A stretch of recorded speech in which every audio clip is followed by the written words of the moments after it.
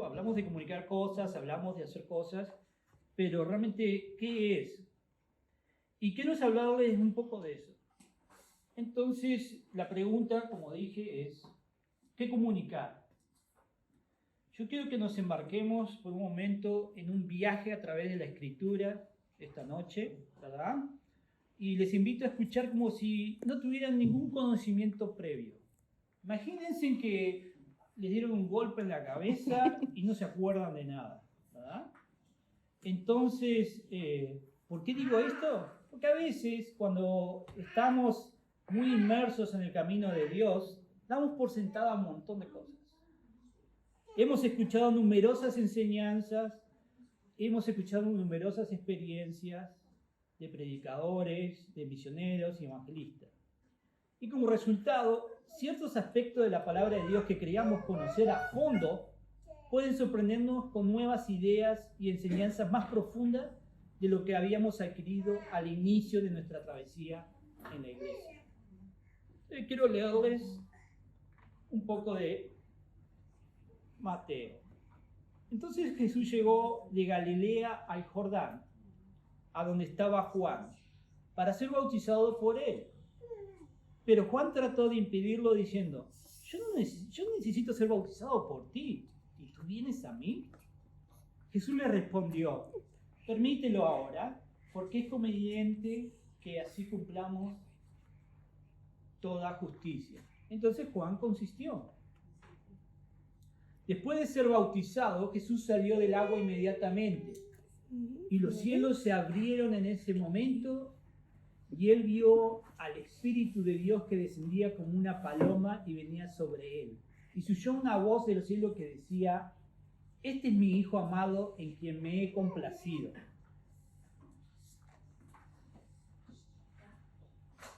Bueno, vamos a hacer un viaje, como dije, como una montaña rusa. Entonces, la primera pregunta que voy a hacer ¿es el bautismo algo nuevo del Nuevo Testamento? O sea, cuando vino Juan, dijeron, ¿qué es esto? ¿Es algo nuevo?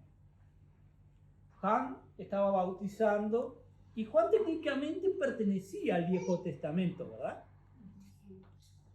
Hay una transición, de hecho, entre Juan y Jesús. Vemos que gente de todas partes venían a bautizarse con Juan y el capítulo nos introduce el bautismo, pero no dice que es una cosa nueva. No dice el capítulo, inventó Juan esto, ¿verdad? De hecho, da la sensación de que ya se sabía que era un bautismo. De hecho, vamos a ver ese punto por un momento. Cuando Jesús terminó de hablar, un fariseo lo invitó a comer con él.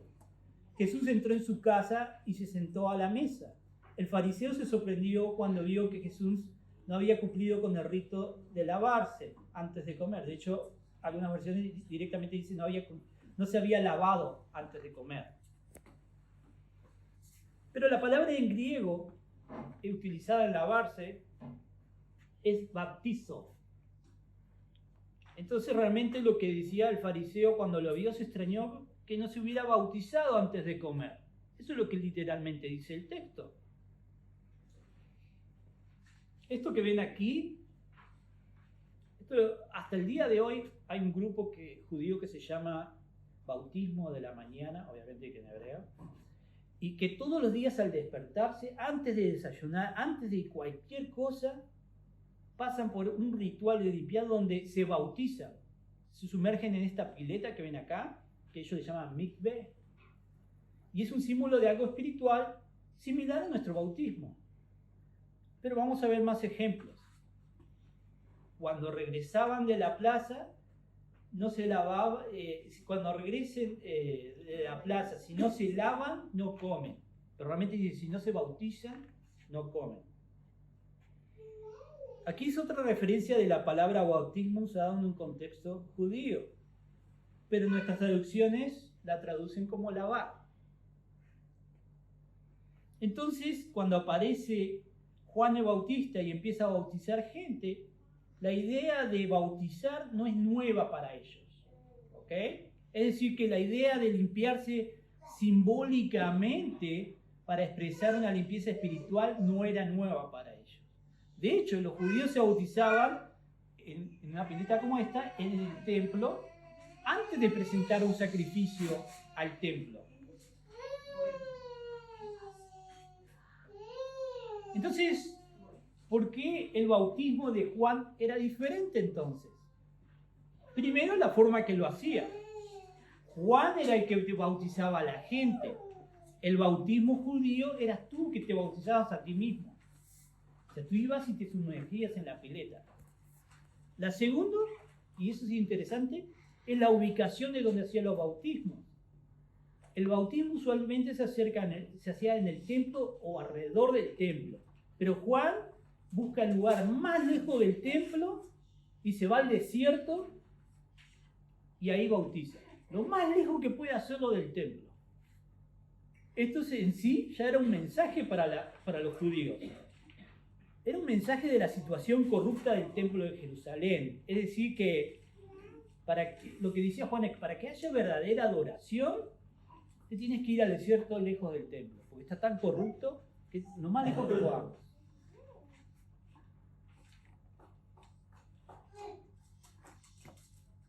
Este es el pasaje que leímos recién, donde Juan dice, tú tendrías que bautizarme a mí. Cuando leemos esto seguramente pensamos en las enseñanzas de escuela dominical, ¿verdad? Que si bien Jesús no tenía que bautizarse, ¿verdad? Él estaba dando el ejemplo y por eso se bautizó. Eso es lo que usualmente nos enseña. Lo cual en cierto sentido es verdad. Pero hay un significado mucho más profundo. Vamos a ver.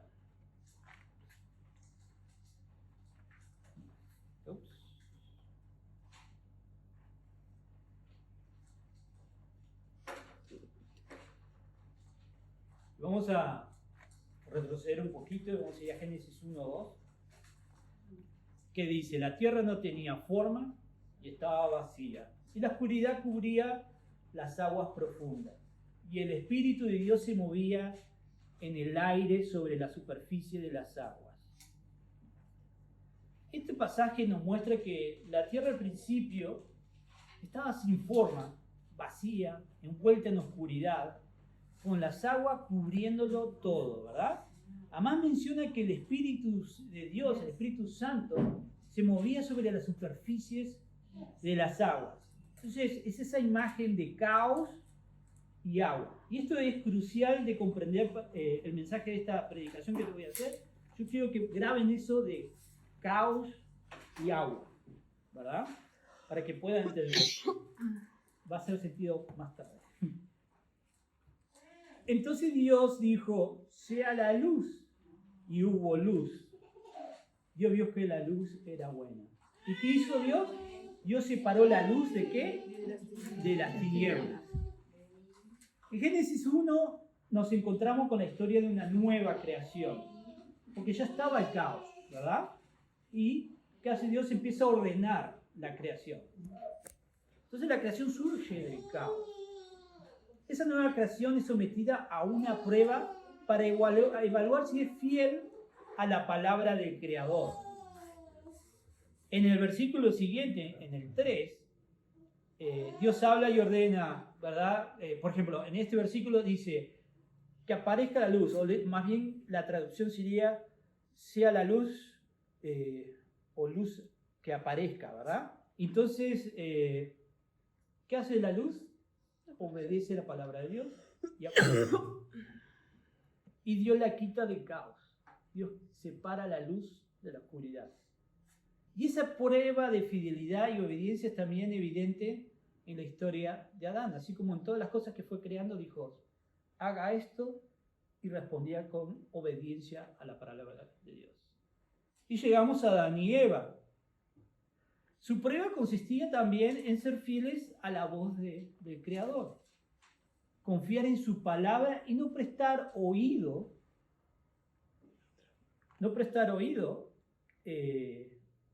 a otras voces que los tentaran.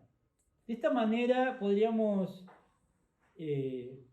los hombres y las mujeres, ¿verdad? La humanidad podía seguir construyendo esa nueva creación, multiplicarse y estaría libre del caos, ¿verdad? Pero lamentablemente, ¿qué pasó? Adán y Eva no fue como la luz, ¿no? Que dijo, sea la luz y apareció la luz.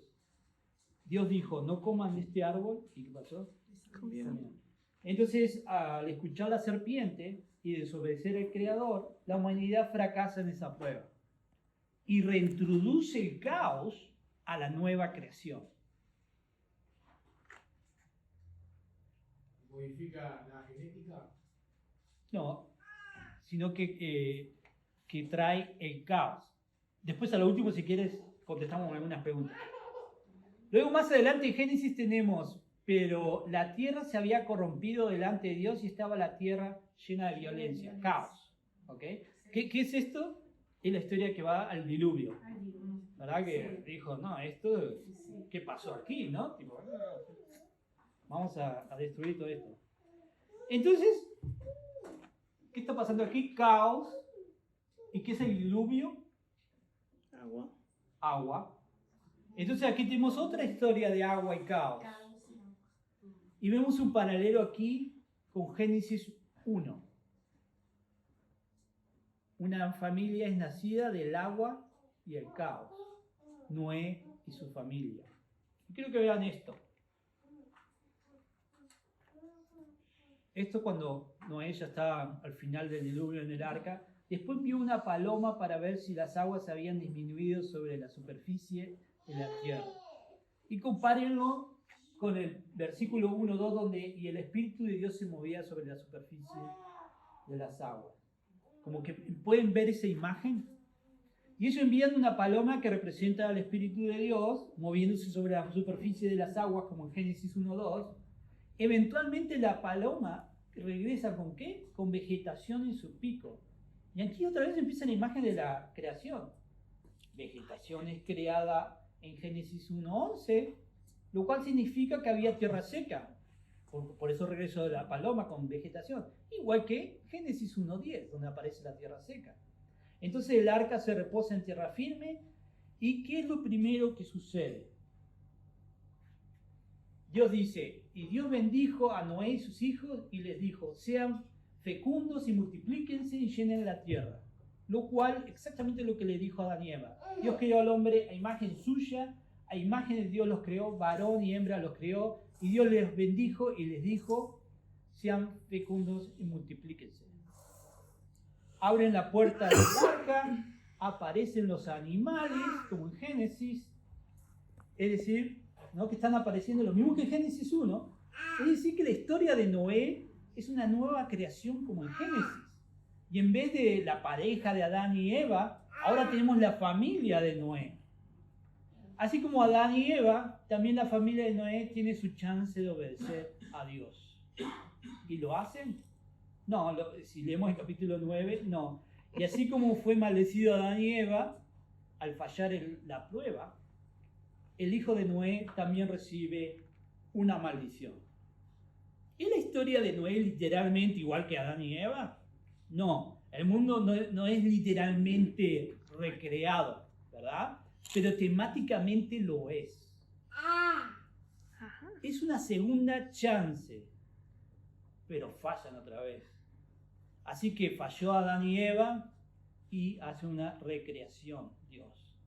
Y falló Noé, entonces ¿qué esperaríamos? ¿Verdad que tendría que venir otro evento de creación? Porque Dios no se desanima. Insiste y da más oportunidades hasta lograrlo. De hecho, veamos esto.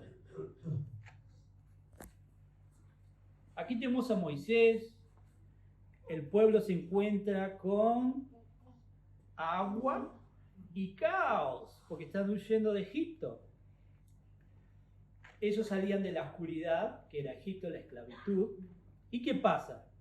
Las aguas se dividen. ¿Qué aparece? Tierra seca. ¿Suena familiar? ¿Y qué sale del agua y el caos? No una pareja como Adán y Eva, no una familia como Noé y su familia, pero un pueblo. El mar rojo se cierra sobre la oscuridad, que son los egipcios, y una nueva luz aparece al final del mar rojo en la forma del nacimiento de una nueva nación, la nación de Israel. Si seguimos la temática, y esto es cierto, ya tenemos agua y caos, una nueva creación, ¿qué falta? Tendría que haber un tipo de prueba, ¿verdad? Adán y Eva fallaron, la familia de Noé falló. Veamos si esta nueva nación falla. ¿Logran pasar la prueba? ¿Verdad que no? Ellos van del agua al desierto y la nación es literalmente probada por 40 años. Ellos son probados por la falta de agua, la falta de comida, y Dios interviene. Dios le da agua, Dios le da comida. Pero ¿cómo es la respuesta de esta nación? ¿Es una respuesta justa? No, ellos murmuran y protestan. Ellos están fallando. Adán y Eva fallan, la familia de Noé falla, y ahora la nación falla. ¿Cómo va a resolver Dios este problema? ¿Cómo vamos a obtener una creación como la que había antes de la caída? Algo o alguien tienen que venir para resolver este problema. Y si lees el Viejo Testamento, de eso se trata la promesa del Mesías. Ese Mesías pasará la prueba. Ese Mesías no va a fallar. ¿Ven la imagen? Entonces, ¿qué tenemos? Si tendríamos que tener la temática de Génesis, este es el bautismo de Jesús, ¿verdad? Entonces esperaríamos que Jesús fuera Él. Primero de la nueva creación, nacido del agua y caos, y que fuera puesto a prueba, ¿verdad? El bautismo de Jesús fue un evento que envolvía agua. Fue en el río Jordán. Pero saben que en el punto en donde se bautizó Jesús, algo había pasado antes, que lo leemos en el Viejo Testamento, pero a veces no nos damos cuenta. Y yo se lo voy a leer. Esto es una foto del punto en el río Jordán.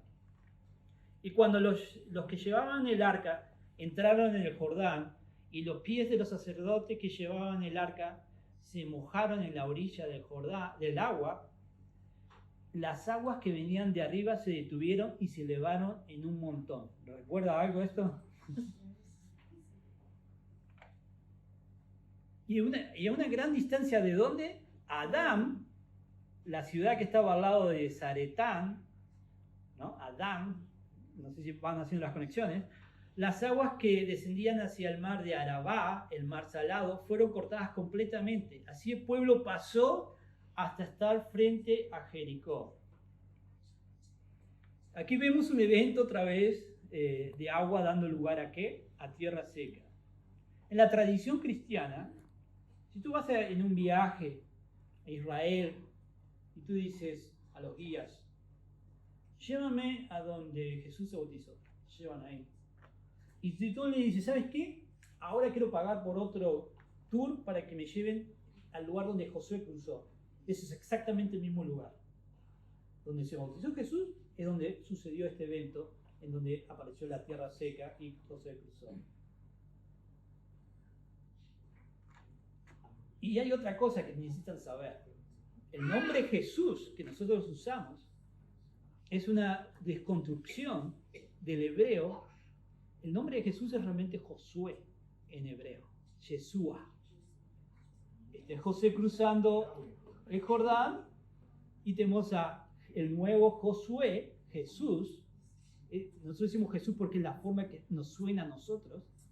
Al nuevo Josué, literalmente cruzando y bautizándose.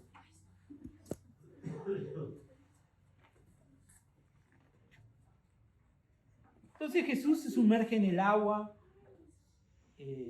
la nación está en caos en la época de Jesús. ¿Había oscuridad en Israel en la época de Jesús? Espiritualmente hay mucha oscuridad en Israel. Jesús sale del agua. ¿Qué pasa entonces? Una paloma viene sobre la superficie del río, es decir, la superficie de las aguas, y esa paloma es el Espíritu Santo. ¿Ven la imagen? Jesús está en el desierto, Jesús es el nuevo Adán. ¿Va a fallar Jesús como Adán y Eva, como la familia de Noé con la nación de Israel? ¿Va a murmurar y protestar como la nación en el desierto? ¿O va a confiar y obedecer la palabra de Dios como hizo la luz, como hizo toda la parte de la creación? Este es el desierto donde está el Jordán. Es una foto. Si este Jesús es como el nuevo Moisés, como Josué, como Adán, el nuevo Adán, ¿dónde uno esperaría que fuera la prueba? En el desierto, ¿verdad? Entonces, ¿qué pasa? Literalmente dice, luego el Espíritu llevó a Jesús al desierto para que el diablo lo sometiera a tentación. Esa es la prueba. Jesús es llevado al desierto para ser puesto a prueba de una forma muy similar que la nación de Israel. Y en cada prueba Jesús, ¿qué responde? Con la palabra del Creador, ¿verdad? Básicamente Jesús dice, yo confío en la palabra del Creador. Él dijo, sea la luz, y yo como luz respondo y soy luz, ¿verdad? No confío en tu palabra. No me distraigo con la serpiente para que coma del fruto, ¿verdad?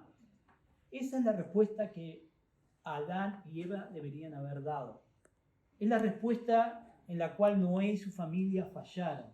Es lo que la nación de Israel debería haber confiado en vez de murmurar y protestar. Jesús emerge del agua y caos. Es el primero de una nueva creación. Es el nuevo pacto. De la misma forma que el pueblo siguió a Moisés en el agua y el caos del Mar Rojo, ¿verdad? Los seguidores de Jesús también lo van a seguir a él, a Jesús, sumergiéndose en el agua, saliendo del agua y del caos. Es decir, con el bautismo, ¿no? Porque somos bautizados también espiritualmente y testificamos de ese bautismo yendo al agua y sumergiéndonos porque Él, Jesús, nos mostró el camino y lo seguimos a quien, a Jesús, a través del Mar Rojo. Ese es el bautismo. Por el camino de tierra seca, ¿a dónde? A una nueva creación, al reino de Dios. Si vamos a ir por el desierto de la vida y vamos a tener sed, vamos a tener hambre, pero en Dios confiamos. Tenemos la esperanza de que no importa cómo nos vaya ahora, porque hemos cruzado el Mar Rojo con Jesús y estamos en nueva creación. Ya empezó, ya está sucediendo. ¿Y dónde está sucediendo? ¿Quién le está avisando a la gente que está sucediendo? Somos nosotros, los agentes de llevar esta buena noticia. Por eso, las buenas nuevas. Somos nosotros los que debemos comunicar a otros de que hay esperanza. Que si aún si nos morimos, Él nos va a resucitar cuando regrese. Y vamos a vivir sin lágrimas, sin cansancio.